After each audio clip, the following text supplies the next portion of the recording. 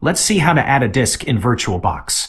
We start by selecting the machine to which we want to add the disk from the list, and make sure that it's off and not currently running. Then we click on Storage.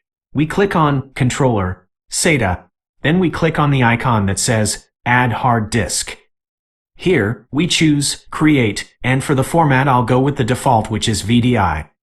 We can pre-allocate the entire disk, but usually there is little reason to do so, so I'll just click on Next. And here we can see the folder in which the new virtual disk will be created. By default, it's going to be in the same folder as the virtual machine for which we're creating this disk, and it's also going to have the same name with the suffix _1. Let's see what we have in this folder now, before creating the new disk. And we can see that it has the file for the virtual machine itself and the VDI file for the disk that's currently attached to it. We then need to choose how big we want the new disk to be. I'll go with 10 gigabytes. And the new disk was added to the list of virtual disks. Let's choose it. And we can close the storage settings. And if we now take a look at the folder, we can see that we have a new VDI file for the newly created disk. Let's start our virtual machine. And since I'm using the server edition of Ubuntu, I'll quickly connect to it from the Windows terminal using SSH.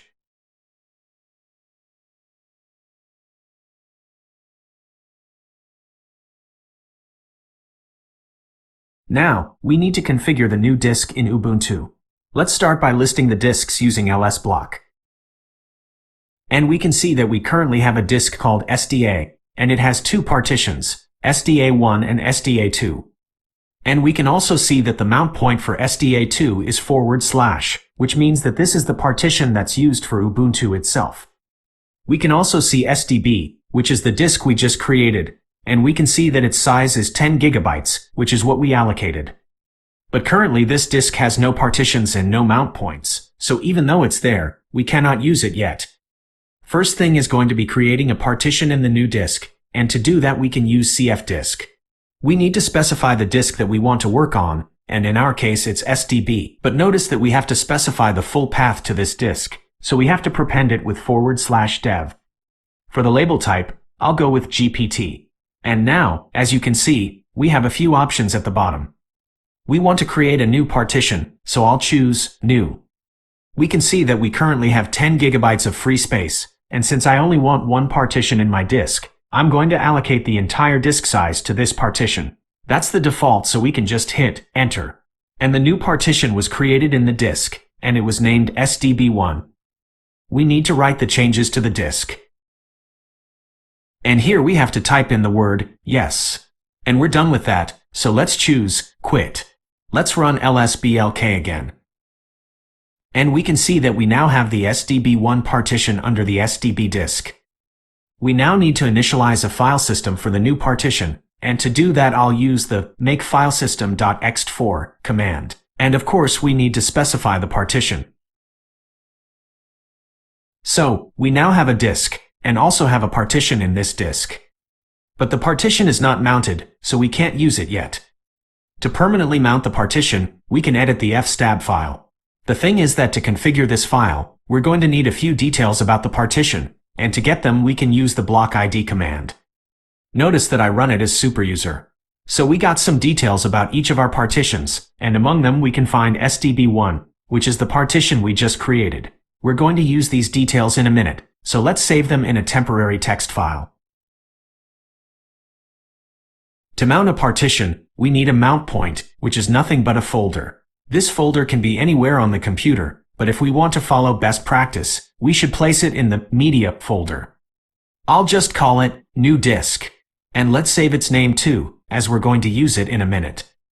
Now we can move on to editing the fstab file, and it can be found in the etc. folder. In this file, we can list all of the partitions that need to be loaded on system startup. Let's add a new row in the file.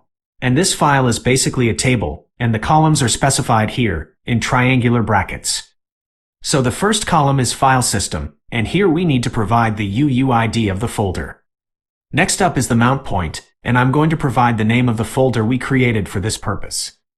Now we need to provide the type of the partition, and luckily we have this information as well.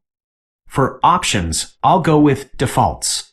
And for the last two columns, dump and pass, I'll give the value 0. Let's now save the file with Ctrl S and exit with Ctrl X. To check if we mounted the partition correctly, we can run mount-a and we didn't get any error messages, so we should be okay. Let's now restart the virtual machine. Okay, it was restarted. Let's connect to it again. And if we now run lsblk, we can see that SDB1 now has a mount point, and it's exactly the folder we created for it. We need to change the permission to this folder so we can create files on it without sudo. I'll just go with the most permissive option, which is 777. And if we now run ls-l, we can see that everyone has full access to this folder. If we now run the df command, we can see that our operating system can now see the new partition as usable storage space. Using this folder, we can use our new disk and store there whatever we need.